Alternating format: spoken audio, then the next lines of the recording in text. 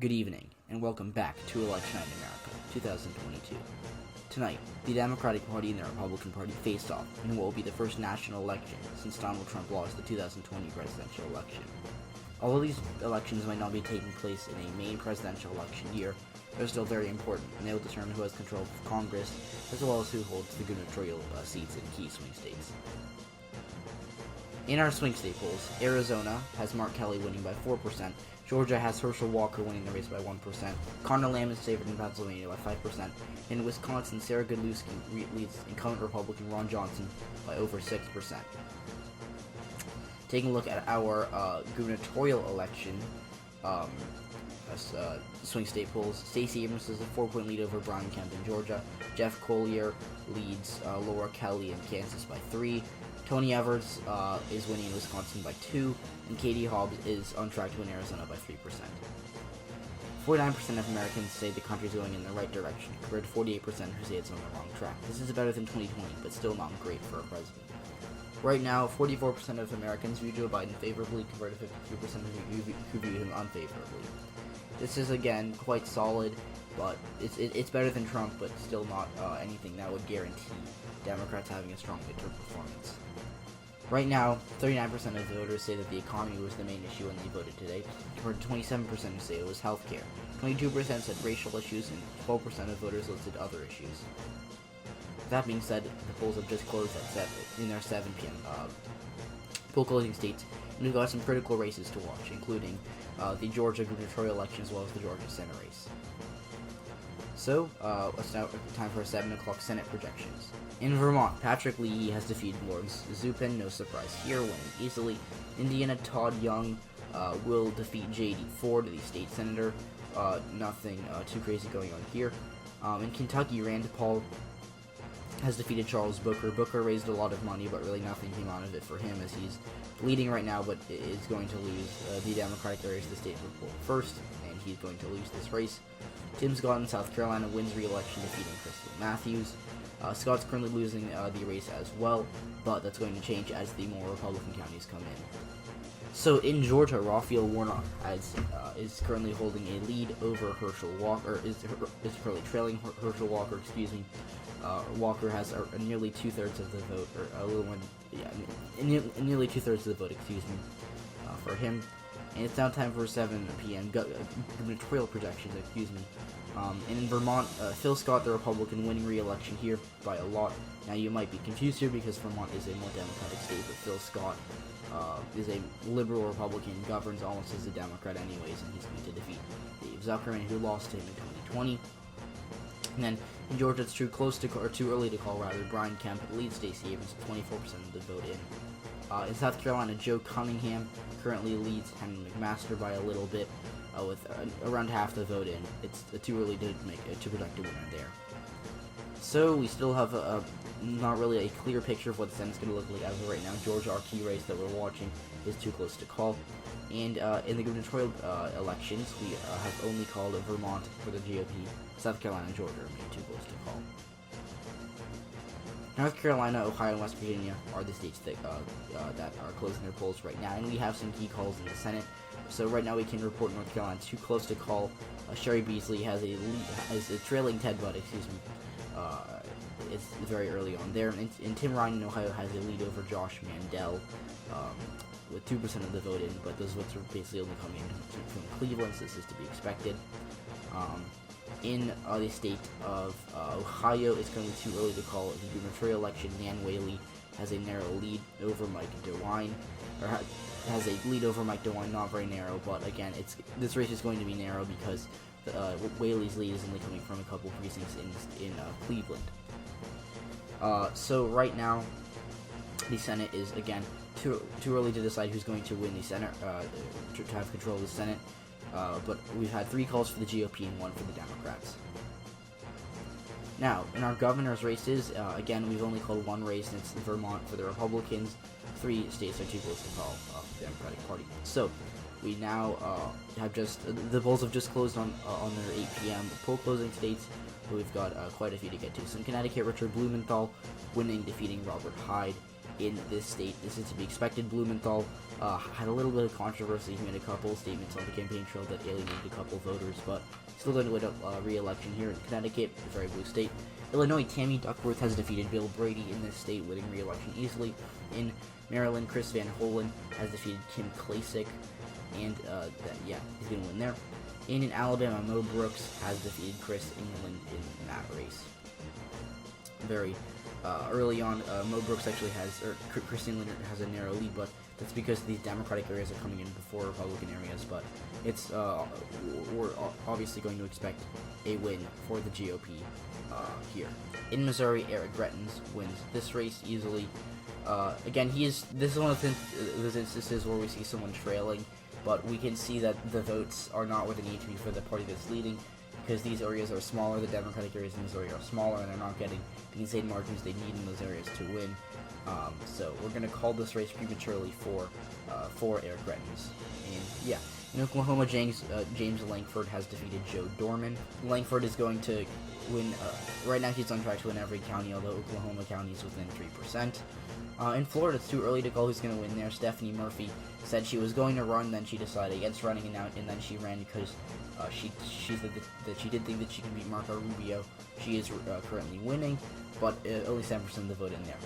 In New Hampshire, Maggie Hassan is currently trailing Chris SUNUNU by a little bit with 22% of the vote and a couple thousand vote trail there.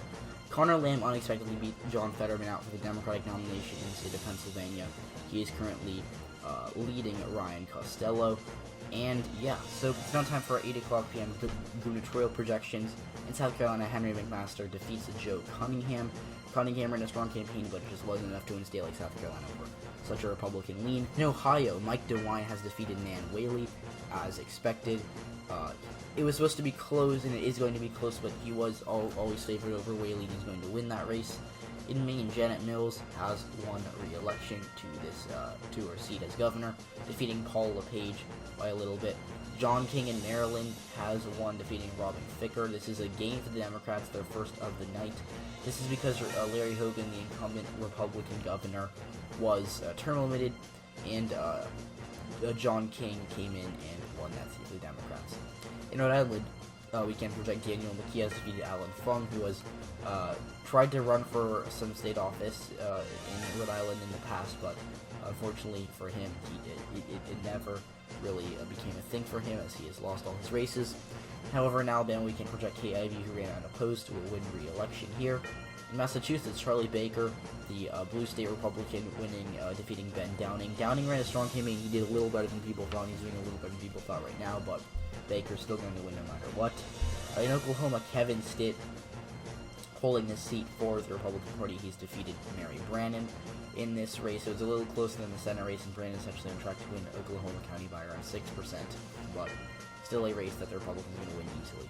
In Tennessee, we can project Bill Lee has won this race, defeating Gloria Johnson. No surprise out of Tennessee. It's too early to call the winner in Connecticut. Incumbent Democrat Ned Lamont leads Thames Chlorides. It's early, but he has a narrow lead there. In Florida, Charlie Crist is currently leading Ron DeSantis with 13% of the vote, and DeSantis has become really an icon for the conservative movement in the United States and has been dubbed Donald Trump's favorite governor, as Trump campaigned for him in Florida. J.B. Pritzker currently leading Adam Kinzinger, but it's still too close to call that race. This race was expected to be a state Democratic hold, but Kinzinger ran as a moderate Republican who was able to get some Democratic voters on his side as well, so if he can do enough to have that crossover support, he can beat Pritzker. As of right now, Pritzker has the lead. In New Hampshire, Joyce Craig is currently leading Kelly Ayotte. She was trailing her until literally a couple seconds ago when we got our next dump of votes in, and Craig has taken the lead over Kelly Ayotte by around 2% in New Hampshire. Pennsylvania, Josh Shapiro leading Lou Barletta in their governor's race with 53% of the vote in at 8:30 p.m. on the East Coast. So, yeah, Pennsylvania, we've been watching that both for the Senate race and the gubernatorial race, where we had a really contentious Democratic primary in the Senate race, where John Fetterman narrowly lost to Conor Lamb in that race. And then in the governor race, this is we have a key Trumpian figure, Lou Barletta, who is running for this gubernatorial seat. Democrats really do not want him to win that seat, so Josh Shapiro taking on Lou Barletta in Pennsylvania. In Arkansas, it's 8:30 p.m. on the East Coast. It's not too close to call there. In fact, John Boozman has won there. But first, we can project that Josh Mandel, the Ohio Republican, will defeat Tim Ryan by, right now he's leading by around 2.2%. It's still too early to tell what the margin's going to look like, but it's going to be a Republican win when it's all said and done. In Arkansas, John Boozman has defeated Jack Foster. No surprise here. Arkansas, a very red state, and it stayed that way. So, it's now, again, 8:30 p.m. on the East Coast. Gubernatorial projections. In Connecticut, we can project Ned Lamont has won re-election. There was a little hope for the GOP here, obviously. Ned Lamont, not the most popular governor, but in the state of Blues, Connecticut, they could not flip it. So, Ned Lamont has won that state. In Illinois, J.B. Pritzker, can project, has defeated Adam Kinzinger. No surprise in that state. 8-point Pritzker lead. He's going to win by a similar margin. In Arkansas, Sarah Sanders, the former Trump press secretary, is taking Asa Hutchinson's seat. Asa Hutchinson was the Republican governor who ended up being term limited. So Sarah Sanders ran unopposed, and she's going to win the seat with 97% of the vote. So Senate balance of power. Right now, we're going to start showing the graphics soon, but the Republicans do have a narrow advantage in the Senate as of right now because they just simply called more races for them. But do not be fooled by this. They're not really on track to win the Senate. They're not on track, but this isn't really an indicator yet because we haven't really called the swing states. That being said, Democrats do have some leads in swing states like Pennsylvania, for example, but they're trailing at the same time in states like Florida and New Hampshire and Georgia. So, it's now time for us to see our governor's balance of power. Republicans just had a key call in Ohio. That was the first key race we called, and it was for Mike DeWine. So the first key race projection goes to the Republicans, but still too early to tell who's going to win these key seats as of right now. So it's now 9 o'clock on the East Coast. We have some major projections to make. First, we can project that Marco Rubio has held his seat in Florida, defeating Stephanie Murphy. There was hope for Murphy. She said that she thought that she could win. That's only why she was getting back in the race, but really, it was a bad performance for her, and she's going to lose this race by more than Joe Biden lost her state by in 2020. Over that being said, in Colorado, Daryl Glenn has lost to Michael Bennett. Glenn right now, really good campaign. He raised a lot of money, but it is going to lose by, right now he's on track to lose by over 16 to Michael Bennett. Bad showing for the Republicans in Colorado. In New York, Chuck Schumer defeats Wendy Long, winning re-election here. Very popular Democrat in the Senate here, and he's going to win this race. In Kansas, we can project Jerry Moran defeats Therese Davids. Davids was drawn out redistricting, wanted to run for the Senate seat, could not win in Kansas, so that is going to be a Republican hold. John Neely Kennedy in Louisiana defeats Antoine Pierce, the organizer for the Democrats. No surprise in Louisiana. In North Dakota, John Hoeven has won re-election here, defeating Justin Payer. Payer ran as a populist, but could not do enough in North Dakota to win, and he, like Heidi Heitkamp before him, ran a strong campaign for a Democrat, ran ahead of Joe Biden, so going to lose by a lot. In South Dakota, John Thune wins re-election, defeating, I believe, John Heckerman in this race. So that's a Republican hold. Now in Arizona, Mark Brnovich currently trailing Mark Kelly with around a quarter of the vote in. In Wisconsin, Sarah Godlewski is actually leading Ron Johnson early on with 24% of the vote in there as well. So it's now time for a 9 o'clock p.m. gubernatorial projections. We've got some key calls here. And we have a gain for the Democrats. It's their second of the night. It's another northeastern state. They first won in Maryland, and now they're going to pick up the seat in New Hampshire, where Chris Sununu ran for the Senate seat, and he left a vacancy. He could have run for re-election, but chose to run for the Senate seat. He left a vacancy open, and the Republicans just could not hold this. Kelly Ayala was a strong candidate, but right now she's on track to lose to Joyce Craig, the mayor of Manchester, the largest city in the state. In Georgia, this is a key game for Democrats. This is one they had their eyes on really all night, and we can finally project for the Democrats that Stacey Abrams has defeated Brian Kemp here, and it was due to a huge, a really good improvement on Democrats in the past in the Atlanta area and the Atlanta suburbs. This is why they're going to win this race, and that's why they're going to have a good future in Georgia. So Stacey Abrams is going to win this Georgia gubernatorial election. She ran in 2018, she lost narrowly, and she comes back and wins in 2022. In Colorado, we can project that Jared Polis has won here, defeats Daryl Glenn as expected, or defeats, he defeated Cory Gardner. Gardner was already expected to run for House, then ran for governor, still going to lose this race by similar margins to his Senate race. In Minnesota, Tim Walz has won re-election here. He is going to win by around the same margin as his 2018 election bid. In New Mexico, Michelle Lujan Grisham, she had a minor scandal that hurt her here a little bit, and she's only going to win by 9. She's expected to win by, maybe similar to her 2018 margin. She won by over 16. She's on track to win by a little under 9 right now.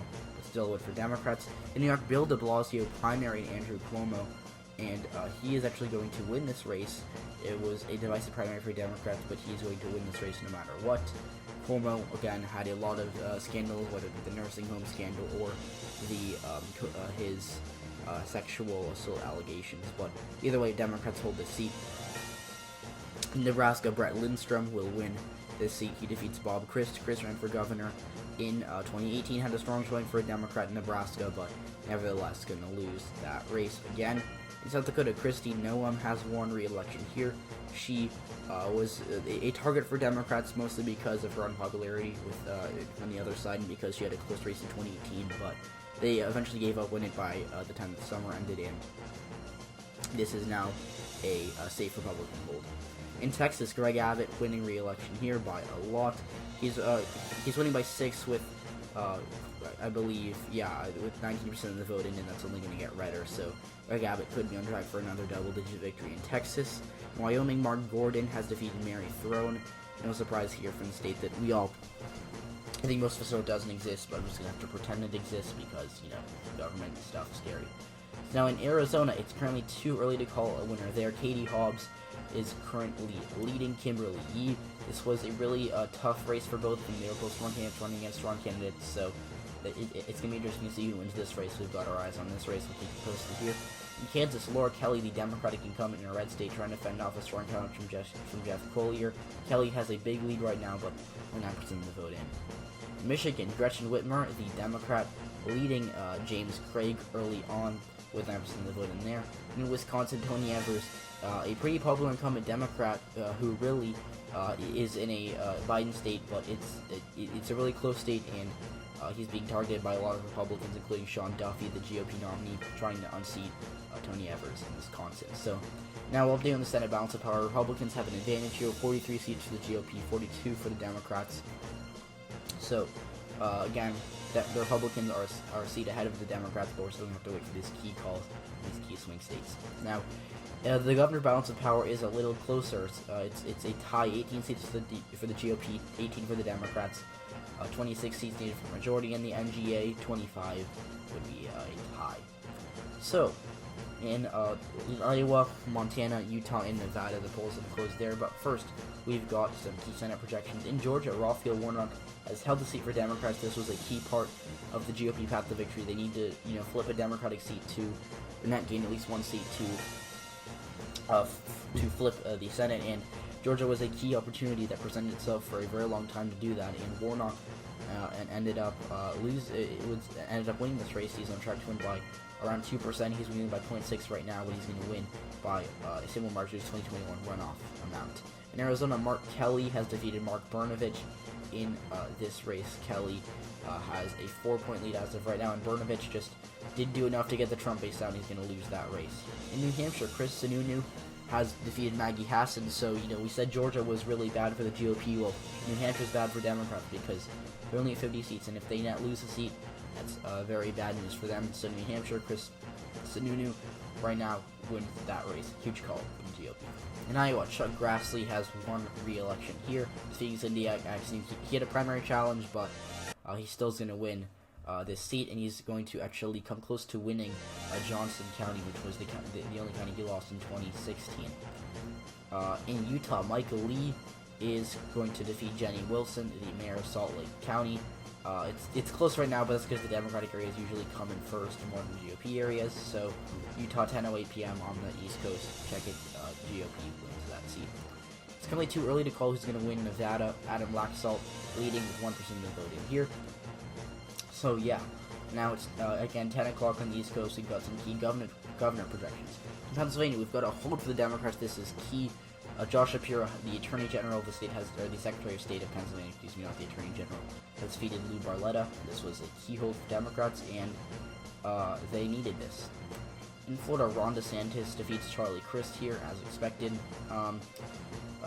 He was a key target for Democrats, but unfortunately for that party, they could not unseat him in another bad cycle for Democrats in Florida. In Kansas, Jeff Collier has picked up the seat for the GOP. That's a net gain of 1 in Kansas for the GOP. Laura Kelly has been defeated by Jeff Collier. Collier narrowly lost the primary to Chris Coe back in 2018, then lost to Laura Kelly by 5%. In Iowa, Rita Hart currently trying to unseat Kim Reynolds. Hart had the infamous Iowa 2nd District 6th vote loss, where she claimed victory for months and just never got in. She said there were 22 uncounted votes in Iowa, and she lost by 6. So she is currently leading Kim Reynolds, but if that lead holds up, we're gonna have to see. In Nevada, Steve Sisolak is currently trailing Mark Amodi with 9% of the vote, and most of the count is in from the rural cow counties and in Washoe County, the swing county. So yeah, 46 seats to the GOP. They need 51 for a majority, and they've got 2 more basically guaranteed wins in Alaska and Idaho, which gives that 48. So they still need 3 more of those yellow seats to go for them. 3 of the 4 yellow seats as of right now. So very close in the Senate. 44 seats for the Democrats. Right now, the GOP has a lead in the governor's mansion. 21 seats for the GOP, 19 for the Democratic Party. Now, it's 11 p.m. on the East Coast, and we have a major projection to make in the U.S. Senate. Conor Lamb has defeated Ryan Costello. This is a gain for the GOP, and this is a race that they hope to hold. They thought the contentious Democratic primary would really hurt the party, but it ended up not really being a factor. As we see, Conor Lamb defeats Ryan Costello in the state. Costello just could not get the Trump base out. He did better in the Philly suburbs to a certain extent, but just did not do enough to get the Trump base out. North Carolina, Ted Budd defeated Sherry Beasley. We apologize for his graphic not showing up there. I'll have to talk to my studio about that. Again, my studio is terrible. They're absolutely terrible. North Carolina, so Republicans win that seat. In California, Alex Padilla defeats Jerome Horton in this race.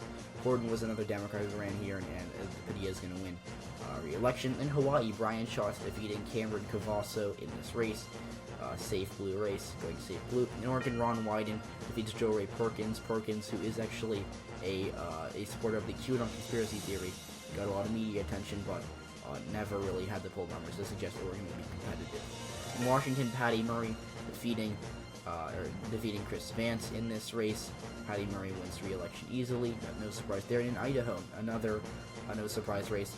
Paula Jordan ran for Senate a 2nd time in a row. She could not beat Mike Crapo, and she has lost to both Idaho incumbent Republican senators in Idaho. She is currently losing by 24%. So it's now 11 o'clock on the East Coast. We've got some gubernatorial projections. In Arizona, Kimberly Yee defeats Katie Hobbs. This was a key call for the Republicans. They needed to hold this race, and Kimberly Yee, coming from behind in the polls, narrowly beating out Katie Hobbs. In Michigan, Gretchen Whitmer, however, holding the seat, another key hold for each party. Whitmer losing to James Craig, or beating James Craig, excuse me. In California, Gavin Newsom defeating Paul Cook. Cook retired from the House and then decided to run for governor in 2022 after the recall failed. Newsom, no matter what, going to win re-election easily. In Hawaii, Kurt Caldwell, the mayor of Honolulu, wins this race. David Ige was term limited, and he did not run for re-election as governor. So Hawaii, 67% of the vote for the Democratic Party, a win in Hawaii.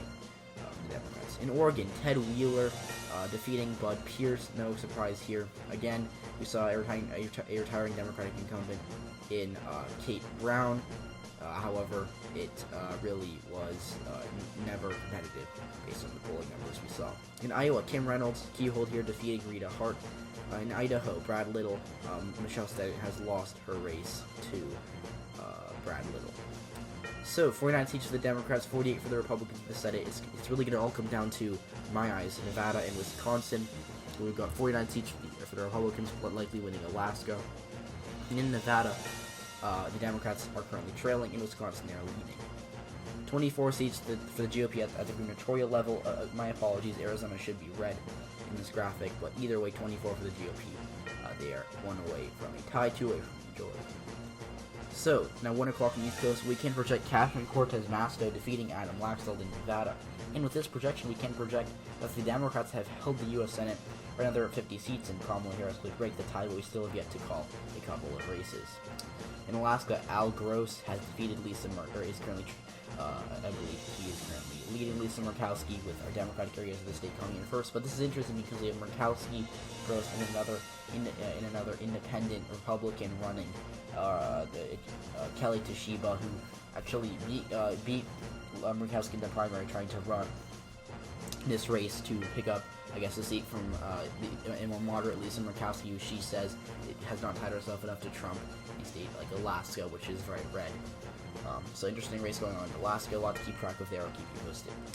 However, in the governor's race is less interesting. Tom Begich, the brother of former Senator Mark Begich, has lost to Mike Dunleavy. It should say Begich there says Elise Galvin. She ran for House. She lost to Don Young, but this race is safe red and Republican hold. So 50 seats to the Democrats in the Senate. They are going to retain the Senate, but in the governor's National Governors Association, too close to call a winner there. It'll really come down to if the Republicans can win one of 2 seats that we have yet to call. So at 2:16 a.m. on the East Coast, we've got a call in Alaska to the Lisa Murkowski defeats Al Gross. This is a hold for the GOP. Murkowski ran as an independent, who said she'd caucus with the Republicans, and she is going to do just that. Murkowski has really, again, like 2010, she ran as a third-party candidate, or even as a write-in, and she won. She shocked the nation, having another political comeback. In Nevada, Steve Sisolak defeats Mark Amodei in this race, and Amodei always was a strong candidate for the GOP, just never favored over Sisolak, a Democratic incumbent. So in Wisconsin, however, this is a gain for the Republicans. This is going to give them control of the MGA. Sean Duffy defeats Tony Evers in this state. Very, very close race, but Duffy just did too well in the wild counties for the GOP. So the Republicans are going to hold the National Government Association. Those hope for Democrats, they just lost 2 key races like Wisconsin and Arizona in the governor's races. However, in the bright side for them, they're currently leading the Senate, and we've got a key call coming up for them in the Senate. In our final Senate projection is that Sarah Godlewski defeats Ron Johnson in this race. This is a Democratic gain, which means the Democrats will have not gained a seat in the 2022 midterms, which is pretty unlikely for the incumbent party. They're not supposed to gain seats during the midterms, but they flipped seats in Wisconsin and Pennsylvania. They did lose a seat in New Hampshire, but still not getting won the Democratic Party.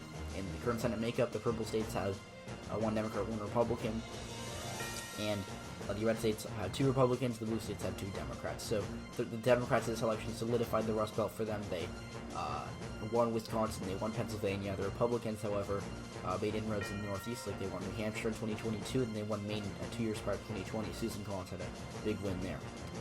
So again, for the governor's mansions, we have called all these races. The Republicans picked up Arizona, and they picked up Wisconsin, I believe, and they also picked up Kansas. The Democrats picked up seats in New Hampshire, in Maryland, and in Georgia, but still not enough overall for either party, for the Democrats to flip this the governor's mansion, the NGA, excuse me. So, if you enjoyed this video, thank you for watching. My voice actually, I don't know if you can tell, but my voice actually does hurt a little bit. I do not know why, but it does. So if I send a little lower energy this video, my apologies if that's why. So thanks for watching. I'll see you all in the next video.